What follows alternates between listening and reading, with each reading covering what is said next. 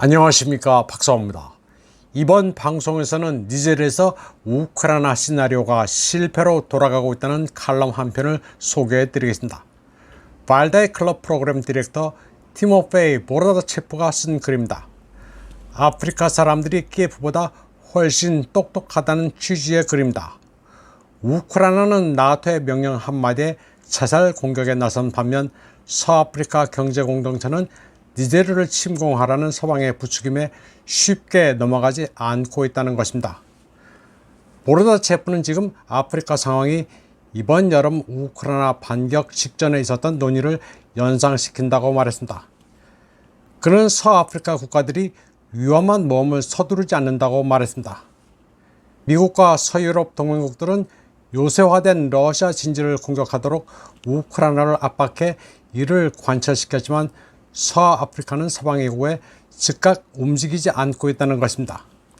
아프리카 지도자들은 프랑스와 미국의 이익을 위해 위험을 감수할 의향이 없으며 따라서 우크라이나에서 비극이었던 게 서아프리카에서는 희극으로 끝날 수 있다고 말했습니다.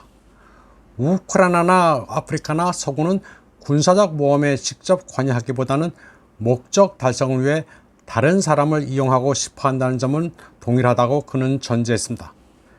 그러나 다른 점은 우크라이나의 경우 서구가 대리전에 직접 끼어들지 않고 키예프를 이용하는 이유는 러시아를 두려워했습니다.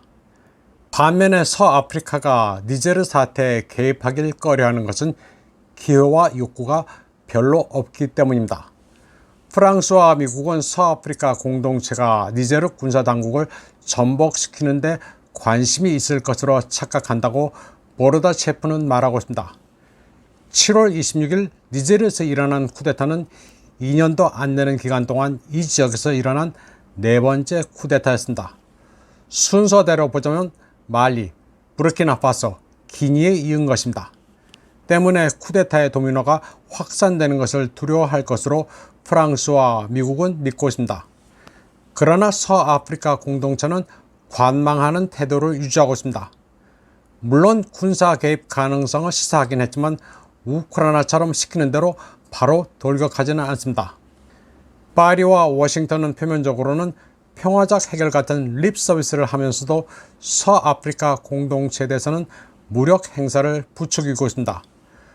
보르다체프는 미국과 프랑스의 군대가 여전히 남아있기 때문에 군사 지원 약속이 있을 가능성을 배제할 수는 없지만 직접적인 서구의 개입은 없을 것으로 예측했습니다.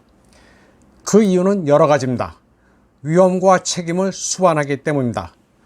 또 서구 세력이 현직 정부를 직접 공격했다가는 전 세계 개발도상국을 자칫 적으로 돌릴 수 있기 때문입니다. 보르다체프는 본질적으로 미국과 서유럽이 주권 국가를 마음대로 공격할 수 있던 시대는 이미 지나갔다고 평가했습니다. 2011년 리비아에 대한 나토의 공격 이후 많은 것이 변했다고 말했습니다. 보르다체프는 경제적으로 낙후한 아프리카조차도 우크라이나뿐 아니라 폴란드, 발틱 3국 같은 미국의 동맹국보다 더 신중하다고 평가했습니다. 폴란드, 발틱 국가, 우크라이나 엘리트들은 서구와 동질감을 느낄 수 있어도 오랫동안 유럽 식민지로 착취를 당해온 아프리카 국가 지도자들은 서방의 오만에 속으로는 넌덜머리를 내고 있다고 보르다체프는 평가했습니다.